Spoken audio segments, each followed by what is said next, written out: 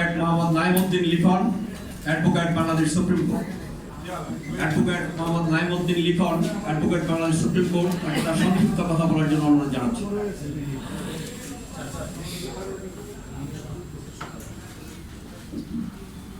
আসসালামু আলাইকুম।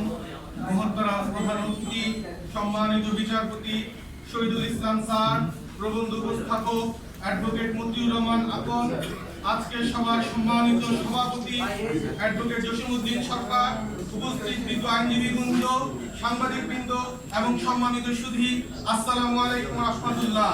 আজকের আলোচনার বিষয় আইনজীবীদের বাজেট ভাবনা।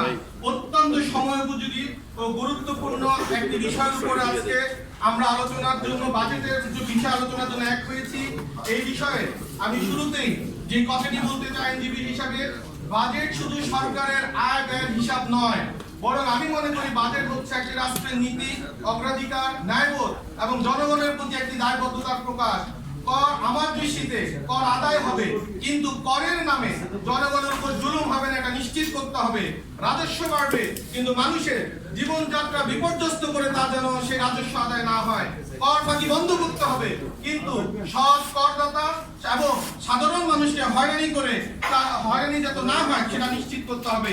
আমি সংক্ষেপে, আমাকে অতি সংক্ষিপ্ত বক্তব্য রাখতে বলা হয়েছে, আমি অতি সংক্ষেপে দুটি বিষয়ের উপর আলোকপাত করতে চাই। প্রথমে আমি বাংলাদেশের মূল্য সংযোজন কর বা ভ্যাট ব্যবস্থার বিষয়ে বলতে চাই। আমাদের বাংলাদেশে ভ্যাটের হার 15%, কিন্তু বাস্তবে এই ভ্যাটের 15% ভার কারা বহন করে? এই ভ্যাটের 15% ভার বহন করে সাধারণ ভোক্তা হিসেবে আমরাই।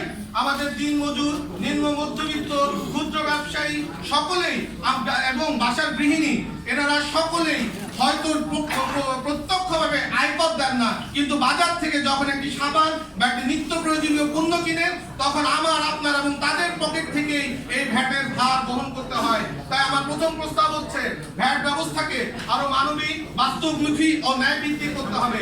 নিত্য প্রয়োজনীয় পণ্য যেমন শিশু খাদ্য, ঔষধ এবং কৃষি উপকরণের উপর যেমন ভ্যাট বা করের হার কমানো প্রয়োজন, ঠিক একইভাবে বিলাসবহুল পণ্য, অপ্রয়োজনীয় ভোগ্যপণ্য এবং উচ্চ আয়ের মানুষের ভোগের ক্ষেত্রে যুক্তিসঙ্গতভাবে ভ্যাট কিংবা কর হার বাড়ানোর প্রয়োজন বলে আমি মনে করি।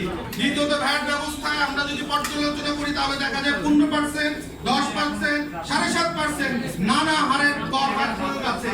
কিন্তু এই ক্ষেত্রে যেমন একদিকে কর বা রাজস্ব আহরণের জটিলতা তৈরি হয়, অন্যদিকে জটিলতা তৈরি হচ্ছে, অন্যদিকে ভ্যাটের এক এক সেবার ব্যাখ্যার জন্য রাজস্ব আহরণের একটা বিশাল ঘাটতি আমরা পরিলক্ষিত হই এবং অসৎ ব্যবসায়ীরা কর ফাঁকির একটি বিশাল সুযোগ পেয়ে যায়। তাই